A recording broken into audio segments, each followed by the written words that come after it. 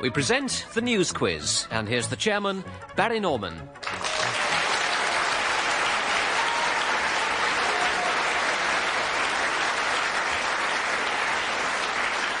Thank you very much. Hello and welcome once again to the news quiz. And before we start, here's my candidate for the headline of the week. It concerns that test tube baby, and it was spotted, appropriately enough, in a newspaper seen over someone's shoulder in the tube by Mrs. Thekla Breaks. The headline at the top of the page read, "I'm going to have my baby," and underneath came the subheading, "The men who made the breakthrough." Well, now, let's meet the panel, who are three of our regulars, Clive James, Angela Rippon and Alan Coren, and tonight's newcomer, the Guardian diarist, Peter Hillmore.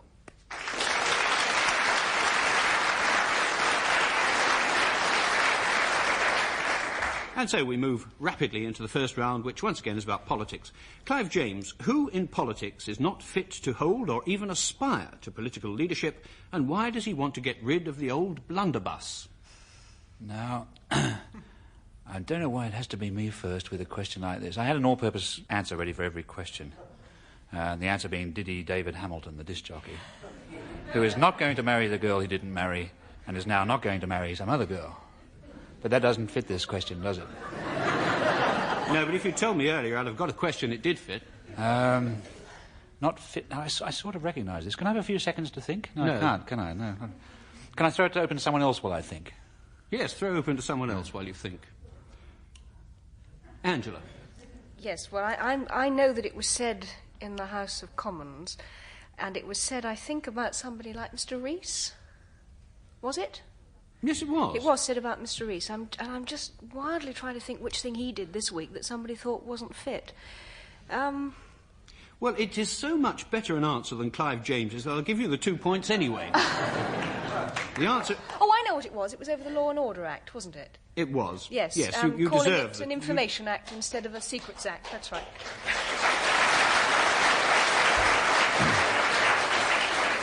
Just to make it all perfectly clear, it was indeed Mr. Merlin Rees, the Home Secretary, was told he was unfit to be a political leader by Labour MP Geoffrey Rooker, and this came during a heated debate in the Commons on the government's white paper proposals to replace Section 2 of the Official Secrets Act, which is known as the old blunderbuss, with a new Official Information Act dubbed the Armalite Rifle by Mr. Rees. But that's two very good points to Angela. And Peter Hillmore, who is being talked about here? After 50 minutes non-stop talking and nobody could stop her, she'd reduced her examination board to 3 little boys from a not very well-informed school. Can I say David Hamilton? No, David Hamilton's girlfriend. No, not even David Hamilton's girlfriend. I wonder if I can recoup my loss by suggesting that I might even know who this is. It's a wild stab. Well, it would make a nice change for you to get an answer right, Clive, so please try. I think it's Margaret Thatcher talking to the press. It isn't. Yes, it was. It was the bionic woman herself, Margaret Thatcher, described being interviewed on Panorama by Robin Day, Robert Mackenzie and Fred Emery of The Times, and that description came from the biro of Jean Rook in the Express. 2 points to Clive James.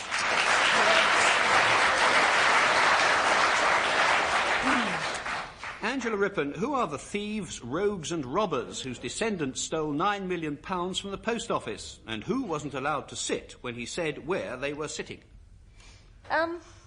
Is it anything to do with making telephone calls? Not to my knowledge, no. No, then I don't know. But Alan Coren does. Well, I'm not sure. Is it that wild shriek from Mr. Coren, who was chucked out of the House of Commons for going on about all the people who down the years, all the lords who down the years, including Lord Thornycroft, whom I'm not supposed to mention because he was chucked out of the House of Commons under privilege, but I enjoy no such privilege here. There's a lot of people in the audience shaking their heads. Yes. You wouldn't like to get the man's name right? It's the only time I've ever heard his name mentioned. I don't know what he's been doing since he was elected, but it's Cavan or Cavanan. I do know what you mean, Alan. Yes, his name is Mr. Dennis Canavan. And he made these remarks about members of the House of Lords, who he said were descended, from thieves, rogues and robbers. And Mr. Canavan is the Labour MP for West Stirlingshire, and he said all this during a debate on the Scotland Act on Wednesday. And Pear's ancestors, he said, stole Scottish land, and Lord Thornycroft, he said, was chairman of Pirelli, which was one of the companies which, he alleged, made £9 million out of overcharging the post office. Mr. Canavan was told to withdraw from the chamber when he refused to retract his remarks. I think I'd better give you 2 marks there, Alan.